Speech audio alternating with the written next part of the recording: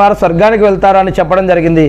ఎవరి చివరి పరుకు లా ఇలాహ ఇల్లల్లాహ్ అవుతుందో వారు స్వర్గానికి వెళ్తారని చెప్పినప్పుడు సహాబాలు అంటారు ఏమని, ఓ ప్రవక్త ముహమ్మద్ సల్లల్లాహు గారు, మేము ఈ యొక్క విషయాన్ని ప్రజలందరికీ చెప్పాలంటే లేదు లేదు చెప్పకండి, ఎందుకంటే ప్రజలు దీనినే నమ్ముకొని కూర్చుంటారు, ఇతర కార్యాలను వదిలేస్తారు. అందుకే ఇదొక్కటే కాదు వేరే కార్యాలు కూడా చెయ్యమని ఆజ్ఞాపించారు. అందుకని ఆరాధన అంటే ఏమిటి అంటే, ఆరాధన మన యొక్క నోటితోటి చెప్పే మాటల్లో ఆరాధన అనేది ఉంటుంది, మన శరీరంతో చేసే ఆరాధన ఉంటుంది, మరియు మన ఊహతోటి, మన యొక్క ఆలోచనతోటి, మన నమ్మకంతో, మన యొక్క సంపదతోటి, మన యొక్క సంపాదనతోటి, మన యొక్క పనులతోటి, ఇలా ఇవన్నీ కాకుండా దేవుడు చెప్పిన ఆజ్ఞలను పాటించడంతో ఇలా రకరకాలుగా అన్ని రకాలుగా కలిపితే ఇవన్నీ కూడా ఆరాధనలే. ఉదాహరణకి చేతులతోటి, మనసుతోటి, నోటితోటి నమాజు, ప్రార్థన, దువ్వాలు, అజుమ్రాలు ఇవన్నీ చేస్తాం.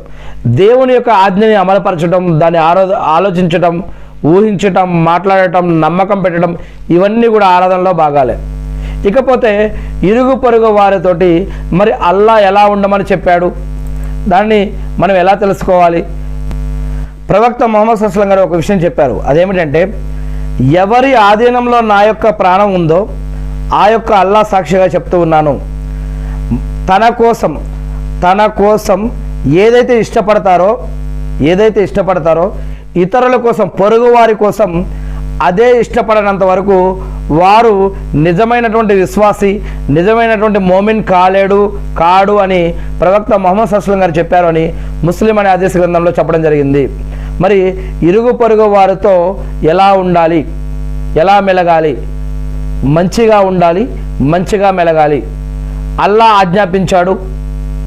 దీని గురించి ప్రవక్త ముహమ్మద్ సల్లల్లాహు అలైహి వసల్లం గారు ఆచరించి చూపించారు, సహాబాలు అనుసరించారు, ఆచరించారు, పాటించారు, సజ్జనులు అమలుపరిచారు. మరి అలాంటప్పుడు మనం కూడా ఖురాన్ హదీసుల్లో తెలియజేయబడినటువంటి మరి కొన్ని ఇరుగు పొరుగు వారి యొక్క హక్కులు తెలుసుకోవడానికి ప్రయత్నిద్దాం. వాటిని వీలైతే మనం కూడా ఆచరించడం కోసం ప్రయత్నిద్దాం. అన్నిటికంటే ముందు అసలు మనం ఎలా ఉంటే ఇరుగు పొరుగు వారితో మనం ఎలా ఉండవచ్చు? ముందు మనలో నీతి, నిజాయితీ, సత్యసంధత, సత్ప్రవర్తన, మంచి అలవాట్లు, మంచి పద్ధతులు, మంచిగా మాట్లాడటం, మంచి అలవాట్లు కలిగి ఉండటం, మరి ఇవన్నీ కూడా కలిగి ఉండాలి. ఎందుకంటే మాట మంచిదైతే ఊరు మంచిదవుతుంది అని అంటారు. అంటే మన మాట